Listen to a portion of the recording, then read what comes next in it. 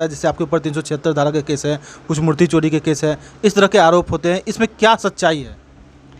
आप ये जाने आज़ादी के बाद से लोग सत्ता पर काबिज है। जो लोग भी इन लोगों के सामने मुकाबला करने या खड़ा होने की ज़रूरत किया, इतिहास उठा के देखिए। प्रोफेसर अख्तर साहब किडनैप केस में फंसा दिया गया उनको, बेचारा का और समय जो होता ना निधन हो गया। कहीं ना कहीं मुर्शीद आलम भी वही चीज़ का शिकार हुआ है। आप देखिए मंजर आलम पर दर्जनों केस किया गया। जो भी व्यक्ति इन लोगों के सामने खड़ा होने का ज़रूरत किया, कहीं ना कहीं किसी केस में फंसा कर को उसको बदनाम करने की साजिश की गई। आज अभी आपने कहा कि आपके ऊपर धारा 376, मैं उसका प्रमाण लेके आया हूँ।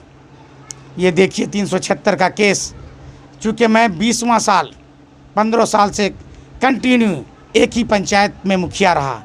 अभी हमारी पुत्र बहू दूसरे पंचायत में मुखिया है। हमेशा समाज के काम में हम लोगों ने पंचायती वगैरह करने का काम किया। हम लोग पंचायती के वजह से एक 376 में पलासी कांड संख्या 42 2008 में हम लोगों को फंसाया गया कि चूँकि हमारे जुडिक्शन से बाहर का मामला था, किसी भी रेप केस का हम लोग पंचायती नहीं कर सकते थे। पंचायती नहीं करने के वजह से वो पीड़िता हम लोगों का नाम डाला गया। लेकिन जो माननीय न्यायालय है, हमको वर्ष 2019 में, आप देख लीजिए ये डेट दिया हुआ है, 6/11/2019 में माननीय न्यायालय हमको बरी कर दिए, दोष मुक्त कर दिए कि कहीं से भी इनकी संलिप्तता नहीं है। इस केस में 376 वालों में जिसको इन्होंने ढाल बनाया था इन्हीं दिनों के लिए, कोर्ट हमको क्लीन चिट दे दिया है कि आप बरी हैं, आप निर्दोष हैं, आप जाइए। इस तरह का बहुत ऐसा मामला है, हम लोग आपको चुनाव के समय बताएंगे और आप अपने हलफनामा में दायर करेंगे कि न्यायालय हम लोगों को दोष मुक्त कर चुका है, बरी कर दिया है, हम लोग एकदम बिल्कुल निर्दोष साबित हुए हैं। ये कागज़ देख लिया, आपको मैं एक कॉपी देता हूँ, क्योंकि इसका बहुत ढंढोरा पीटता था कि मुर्शीद आलम 376 का के दफ़ा का ये दोषी हैं। आप देख लिए, इसमें लिखा हुआ है स्पष्ट, सभी गवाहों ने कहा कि ये पंचायती में मुखिया थे, पंचायती किए थे, इनकी कोई संलिप्तता नहीं है। यहाँ तक के पीड़िता ने कहा कि पंचायती नहीं करने की वजह से गुस्से में इनका नाम दे दिए। आज हमको क्लीन चिट मिल चुका है। इसी तरह एक सिमरा थाना मेरे ऊपर 302 का मुकदमा किया गया, वहाँ पर मेरी कोई संलिप्तता नहीं। लाश मिला खबासपुर में, जानबूझ करके हमारा नाम दिया गया। उस थाना सिमरा कोई मतलब नहीं, नर्स पटना का कोई मतलब नहीं, जानबूझ करके फंसाया गया हम लोगों को। रही मूर्ति चोरी का, हम लोग चुनाव लड़ते हैं, निर्दलीय भी चुनाव लड़े, 10,000 से ऊपर वोट लाया। हमारी बुलंदी और लोकप्रियता से घबरा करके हम लोगों को फंसाया गया। आप प्रमाण मान लीजिए कि इस मूर्ति चोरी का जो हल्ला इसलिए करा गया था कि हिंदू बिरादरी का वोट नहीं मिले। आप इतिहास गवाह है कि जो कि विधानसभा का एक एक हिंदू वोट हमको चुन के दिया। बूथ वाइज मेरे पास लिस्ट है, उसका कोई असर नहीं पड़ा। समय आएगा उस केस में भी हमको क्लीन चिट मिलने वाला है। मर्डर केस में भी 302 में क्लीन चिट मिलने वाला है। जिस बंदा पर 18 केस था, आज घट करके हम 5 केस पर आ गए हैं। तो कुछ ही केस ऐसा है, इन लोग साल में हमारे ऊपर 2-3 केस कहीं ना कहीं किसी रूप से करा देता है, लेकिन भगवान और अल्लाह ऊपर में सब कुछ देखता है। न्यायालय के सामने इन लोगों की बेइज्जती हो जाती है, वहाँ गवाह साबित नहीं कर पाता है, उसका प्रमाण दे रहे हैं। सभी केस का प्रमाण जब चुनाव लड़ेंगे अपने हलफनामा में दायर करेंगे। लोगों का बोलने का नहीं रहेगा, इस बार मुंह की खानी पड़ेगी। जितने लोग गलत सलत बयान दिया था उसको मलानी होगी। जनता देख रहा है, समय का इंतज़ार कर रहा है, आ रहा है समय, जवाब देने के लिए लोग तैयार है कि भय दिखा के कब तक वोट लीजिएगा। समय आ गया। विधानसभा चुनाव बहुत करीब है और कभी भी विधानसभा चुनाव की घोषणा हो सकती है। ऐसे में विधानसभा चुनाव में इस क्षेत्र के लिए क्या क्या मुद्दे होंगे, और पिछली विधानसभा चुनाव में जब मुर्शीद आलम साहब यहाँ से चुनाव में खड़े हुए थे उस समय लगभग 41,000 वोट उन्होंने लाया था और 40,000 वोट के आसपास इनकी हार हुई थी, दूसरे पायदान पे आए थे। इस बार क्या रणनीति है, इस बारे में हम जानने की कोशिश करेंगे। सबसे पहले तो मैं आपसे ये जानना चाहूँगा कि पिछली बार आपने लगभग 41,000 वोट लाया और लगभग 40,000 वोट मतलब 50% वोट से आपकी हार हुई थी। इस बार चुनाव को लेकर के आपकी क्या रणनीति है और किन मुद्दों को लेकर के आप आम जनता के बीच जा रहे हैं? सबसे पहली बात तो कि जनता का निर्णय सर्वोपरि है। आज भी उस जनता का हम शुक्रगुजार हैं, उसको धन्यवाद देते हैं कि कम से कम वो पहली बार मुझे 41,000 वोट देने का काम किया। आज से पहले का इतिहास है कि वही सरफराज आलम जदयू से जब पहली बार चुनाव जीते थे तो 40,000 से कम वोट ला के जीते थे। हम उससे अधिक वोट लाए और जब भी उससे पहले हुआ चुनाव हमेशा कम ही में 36, 37, 38 में जीत हार होता था। और ये जो कि विधानसभा जिसमें 72% मुस्लिम आबादी है और ये आबादी बहुत ही इनोसेंट है और सॉफ्ट टाइप का है कि लोग एक दूसरे पर बहुत ज़्यादा यकीन करते हैं। हमेशा इनको बहका फुसला के कहीं ना कहीं कभी बीजेपी का डर दिखा करके उनको बहका करके और दहशत में लाकर यहाँ मुस्लिम वोट का पोलराइजेशन किया गया, जिसके वजह से ये परिणाम सामने आया। नीतीश कुमार के नेतृत्व में पूरे बिहार में ये पूरे बिहार विकासशील राज्य में शामिल हो रहा है, पूरा विकसित बिहार बन रहा है और एक नया सपना का बिहार बन रहा है। और ये मुसलमान समझ रहे हैं कि नीतीश कुमार के नेतृत्व में ही हमारा विकास हो सकता है। इस मुसलमानों के लिए, अल्पसंख्यकों के लिए 21 योजना माननीय मुख्यमंत्री नीतीश कुमार जी जो चला रहे हैं। योजनाएं तो बहुत चलाई जा रही हैं लेकिन भ्रष्टाचार बड़े पैमाने पर हो रहा है। अभी जितने भी कार्यालय हैं, जितने भी योजनाएं हैं, बिना पैसे के कोई जनता का काम नहीं हो पा रहा। जबकि मुख्यमंत्री का हमारे राज्य में भ्रष्टाचार नहीं होगा, लेकिन अभी जितने भी कार्यालय हैं बिना कार्यालय में पैसे के बिना कोई काम नहीं होता। इस पर आपका क्या कहना है? देखिए, सरकार जो है हमेशा चाहती है, ख़ास के बिहार में माननीय मुख्यमंत्री जी जीरो टॉलरेंस पर पूर्ण तरह से अमल करना चाहते हैं। लेकिन सरकार पटना में बैठ के हमेशा ये देखा गया कि सरकार को आँख नहीं होता है, कान नहीं होता है।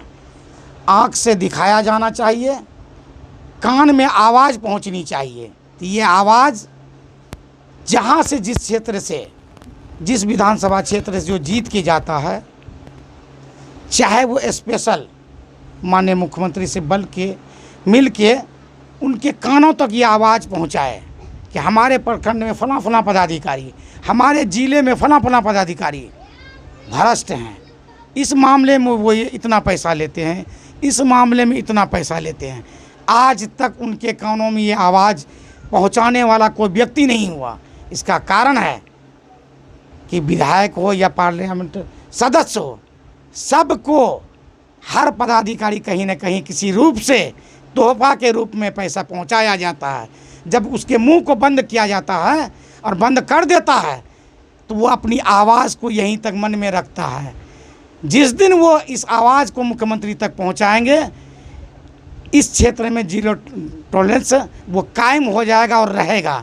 ये माननीय मुख्यमंत्री जी जो नीतीश कुमार हैं, इसके मुकाबले में ईमानदार मुख्यमंत्री आज तक पूरे हिंदुस्तान में नहीं है। इनके कानों में आवाज़ जानी चाहिए। शिकायत करने वाला नहीं है, वो रहता है तो लगता है कि सब चीज़ ठीक ठाक है। जिस दिन शिकायत पहुंचेगा, आप देखें इसी के रीजन में पदाधिकारी डिस्चार्ज भी हो जाते हैं। सस्पेंड की बात छोड़िए, डिस्चार्ज है। और कोई ऐसा पदाधिकारी होता है जिसको इतनी संपत्ति होती है, आय से ज़्यादा संपत्ति, उसकी संपत्ति जब्त कर ली जाती है। यही सरकार है। कहीं पर यही सरकार है कि उसको शिकायत मिलती है तो रेड भी डाला जाता है, रेड हैंड पकड़ा भी जाता है पैसा से। शिकायत करने वाला होना चाहिए ना। एक आम जनता की आवाज़ तो वहाँ नहीं पहुँचेगी, कौन पहुँचाएगा? एक एमएलए एमपी, चूँकि उसका हाउस है, सदन है, अपने सदन में उस बात को वो रखेंगे। निश्चित रूप से इस पर अमल होगा और कहीं ना कहीं घूसखोरी पर जो है ना पूर्ण लगाम लग जाएगा। आवाज़ नहीं पहुँचाता है। अब बहुत वक्त हो गया, लास्ट सवाल लेना चाहेंगे कि अगर पार्टी आपको दोबारा विश्वास करके चुनाव में मौका देती है तो कौन ऐसे मुद्दे हैं जिसको लेकर आप विधानसभा चुनाव में जाएंगे, और अगर आप जीत कर सदन पहुंचते हैं तो ऐसे इस क्षेत्र की कौन सी समस्या है जो सदन में उठाना चाहेंगे? देखिए, इस क्षेत्र का जहाँ तक विकास का समस्या के बारे में बोलते हैं, जो कमियां रह गई हैं, अगर हम बने, पार्टी प्रत्याशी बनाया, सभी अधूरे कामों को पूरा करेंगे। चूँकि नीतीश कुमार एनडीए का जो ये है कि न्याय के साथ विकास, न्याय भी हो रहा है, विकास भी हो रहा है। हमेशा ये सरकार जनता के लिए चिंतित रही है, हम भी रहेंगे, विकास भी होगा।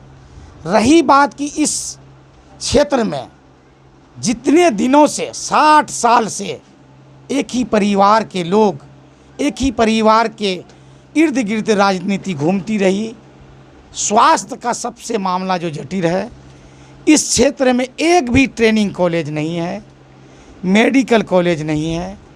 इसके लिए हमारा हमेशा जद्दोजहद करेंगे, प्रयास करेंगे, इनके स्थापना के लिए हमेशा सरकार से लड़ते रहेंगे और इसको कायम करा के रहेंगे। इस क्षेत्र में शिक्षा का जो गिरता हुआ स्तर है उसमें निश्चित रूप से सुधार होगा।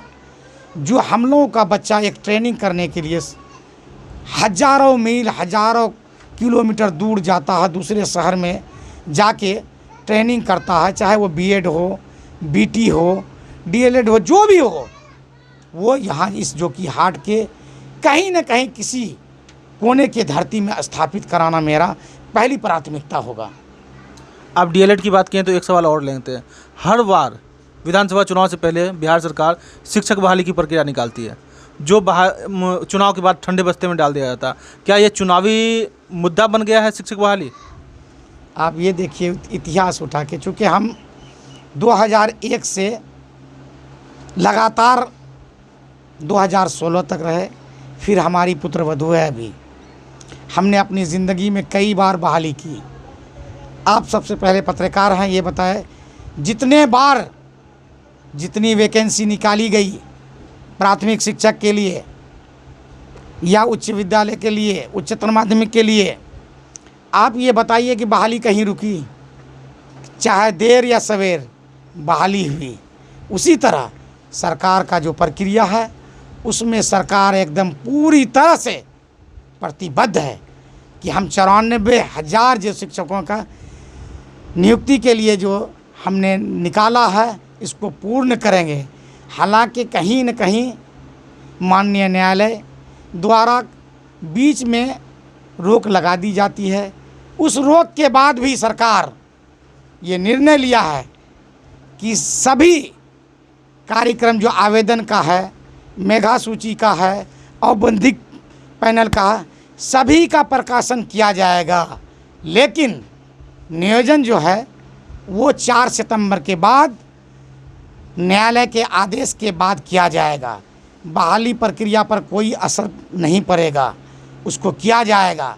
और हमें पूर्ण विश्वास है और हमारे सरकार को भी विश्वास है, माननीय नीतीश कुमार को भी विश्वास है कि सरकार फिर हमारी बनेगी और हम इसको पूरा करेंगे। सभी 94,000 शिक्षकों की बहाली हम पूरा करेंगे, उन्हें पूर्ण विश्वास है। ये नहीं है कि ढकोसला या बहानेबाजी या कोई सब्जबाज दिखा करके सरकार पुनः सत्ता पर आना चाहती है, ऐसा कभी उसके मन में नहीं है।